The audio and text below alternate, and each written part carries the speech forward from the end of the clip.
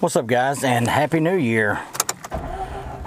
It is January 17th, or I'm sorry, January 7th, 2017, and figured I'd make another little video. Let the car warm up here for a second before I get going. It's about 25 degrees here today. Had a little snow on the ground, but it's melted away, I believe. Still a little bit on the rooftops. Changed my oil today. Changed the oil in the Mazda today, along with the coils. This is one of the coils that come out of the car. They mount in there like this, upside down. Plugs in and the mounting hole. And your plug wire goes on here. Well, when I went to pull this one off, this is the trailing, I'm sorry, this is the leading on the front rotor. And when I went to pull the plug off, or the wire off, the whole top of it come off, along with this little inserts, little aluminum insert that the prong of the plug wire sticks into. And it sits down in there like so on a spring, but right down in there there's a little metal tip that's all burned up. Didn't know that until I swapped them out, or until this one come apart. So I put new coils on the car today, and it has never run as smooth as it does now.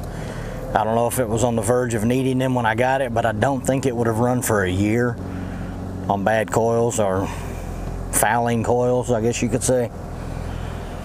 So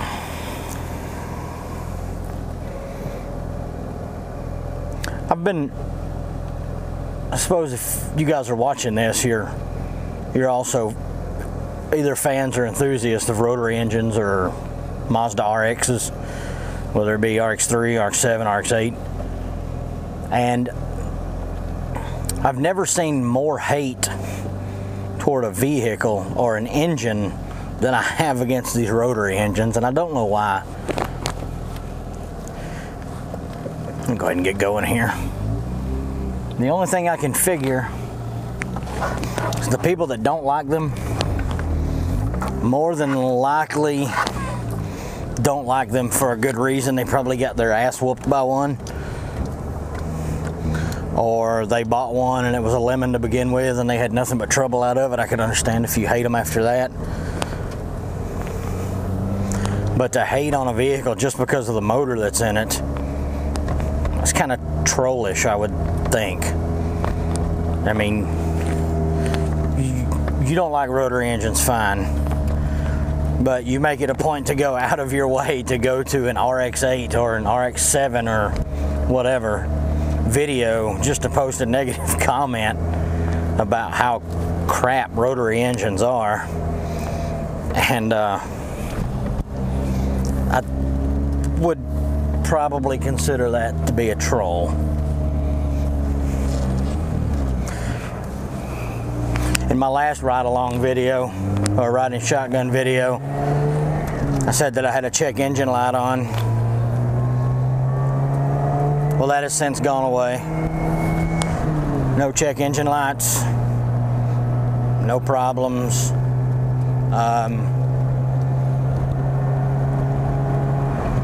I've got 133,123 miles on the car as of right now, and really no issues. I mean, little to no hot start issues at all. Occasionally it will give me a little bit of trouble where it takes 3 or 4 turns of turning over for it to start. I mean, not like, you know, 3 or 4 times of trying to start it. The motor spins over 3 or 4 times before it starts. It doesn't start immediately.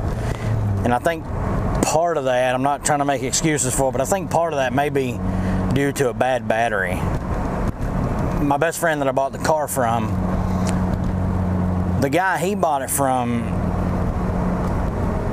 it had set up before he bought it from him, and the battery was dead, or it had a bad cell or something. Well, they went and bought a brand new one from AutoZone or something, and I'm sorry, I don't buy batteries from AutoZone. I think they're junk. O'Reilly's, AutoZone, whatever, whoever sells the Gold Last or whatever it's called. I think those batteries are garbage, and that's what's in this car. And like today when it's cold, it's like 20 degrees here, 25 degrees. When it's cold, you can just hear it. It just doesn't have the cranking power that it should, like on a warm day. Listen to her idle. There's no erratic idling. I had a few problems where I'd have it, you know, the RPMs would jump occasionally, or it would die. I would pull up, stop, and it would die, and it would do it once, and that was it. But all of that's gone now. Hasn't done it.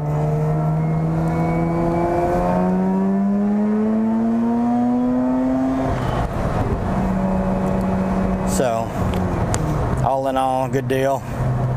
But I think I am going to replace the battery. I know a lot of people despise Walmart, but their max batteries are fairly inexpensive. I mean, $60 compared to the battery in this car is $100, and it comes with a 3-year warranty. This one might have had a year warranty on it. So all in all, I think I'm gonna get a new battery. I may just put this one on charge and put it aside in case I need it for this vehicle or for the wife's van or whatever.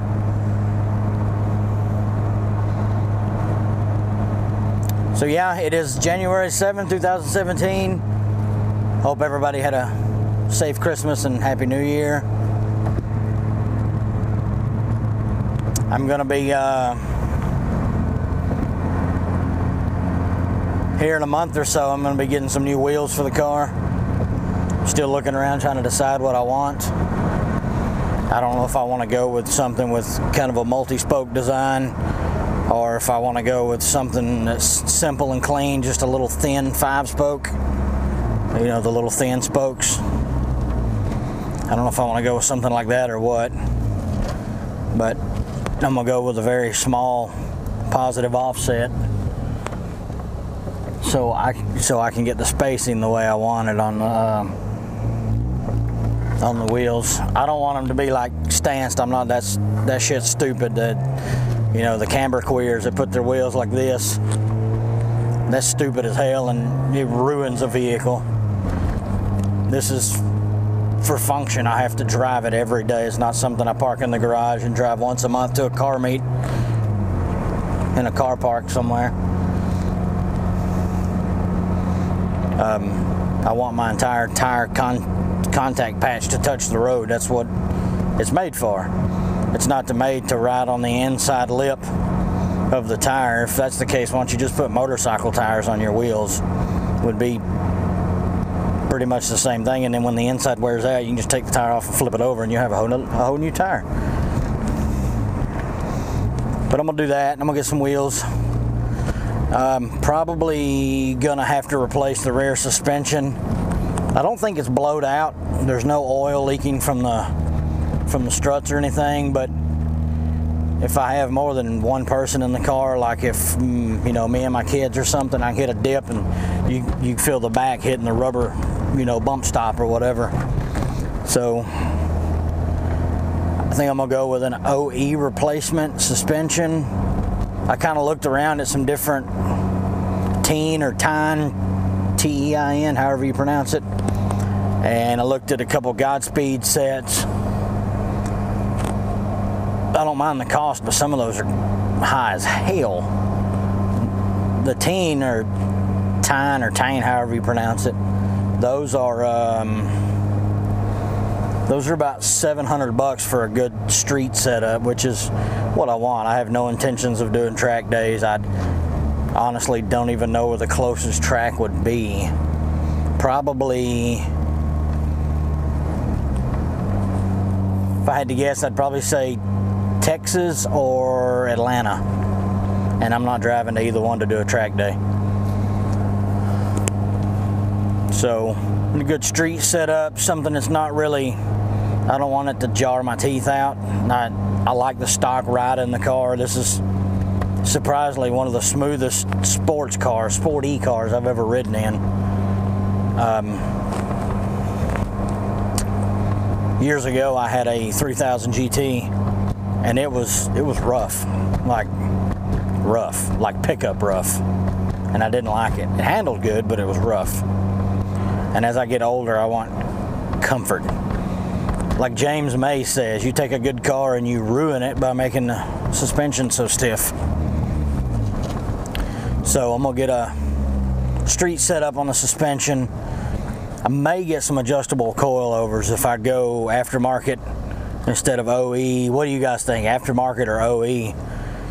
If I go aftermarket, I may get a set of coilovers just so I can do a little fine tuning on the height and get it how I like it. I'm probably going to put a front lip on it. The OE style front lip looks pretty good on these cars, and sadly this one didn't come with one. Or the little side skirts that go under the rear doors. They're, I don't know, 1.5 to 2 foot long. The little OE side skirts, I'd like to have those. I think those look great. If I'm honest, I think this was a base model, or I think it is a base model. I mean, it's got cloth. It don't have the front bumper lip. It don't have the side skirts. So, thinking it may be a base model. So, but still, as of right now, everything else is spot on with it. Seems to be anyway. These tires I bought, these are kind of an off-brand. They're called Velocia. Actually a pretty good tire. They got really good wet traction, surprisingly. I'm wanting to say they're a AA traction, and I believe when they rate tires by traction like that, the wear and the traction they do it, the traction is, I think it's tested in the wet, so a AA would be really good. It's AA, and then A, and then B and C, and so on. I used to sell tires years ago. I was automotive manager at Walmart back home in Alabama, and I sold tires for a while. I got pretty familiar with specs and stuff on them, but I'm thinking the ones that are on here now, like a 235, I want to say a 235 45 17, I think, or 18, I'm sorry, it's 18-inch wheel, 235 45 18. So I believe I'm going to, after I get my wheels and suspension and stuff, get that set up the way I want it. I believe it's going to be just about all I'm going to do to it. I may take the rear spoiler off and just get one of those little lip spoilers for the edge of the trunk lid. I really like those. They look good. If I can find one in carbon fiber, maybe. And I'm going to take the car and have it buffed and polished and see what I've got. I have that little spot on the bumper I want to have fixed. I'm going to get that probably puttied and filled and sanded and repainted. But if the paint doesn't look as good as I wanted it to, I'm probably going to end up having it wrapped. Don't know what color yet. If you guys have any suggestions, I like white. I think the RX-A looks best in white, and I believe they have like a pewter gray color that is just awesome. I think that color come on the R3 on the 2nd generation, but it looks awesome. So maybe into that, I don't know.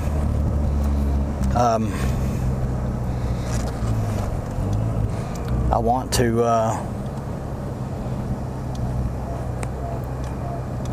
if the paint doesn't look as good as I'm hoping, I may have it wrapped. I'm not sure if, honestly, wrapping would probably be more expensive than a basic paint job. I mean, just this basic black, there's no flake or anything in it. But if I do have it repainted, I'm gonna put a flake in the paint. I'll do like a real light a real light flake in the paint. Actually, Ford has a color they put on their F-150s now. It's black, but it has a lot of gray flake in it, and it looks, oh man, it looks great in the sun. So I don't know if I don't want it to look like a ski boat when I get done. It's got so much glitter in it. But I would like to do a flake in the paint if I repaint it rather than wrapping it. So let me guys know what you would do if it was your car. What would you do? Would you wrap it? Would you paint it? Would you just polish it and buff it and leave it as it is? Let me know. Hit me up in the comment section below. And I have reached my destination, so this is probably going to be the end of the video here. After I find me parking spot. Still haven't got my e-brake fixed. My cable broke when I was, right after I changed my clutch. Went to pull the e-brake up and pop, cable broke. I don't know if it's the cable connecting the handle or I don't know what it is. What up, girl? And so yeah. Well, hit me up in the comment section below if you got any questions, comments. Like I said, whatever you guys, let me know what you would do. Would you wrap it, paint it, just polish it and buff it and leave it as it is? So yeah, I hope you guys had a very Merry Christmas and a safe New Year's. And be sure to like the video and hit subscribe. Thanks for watching.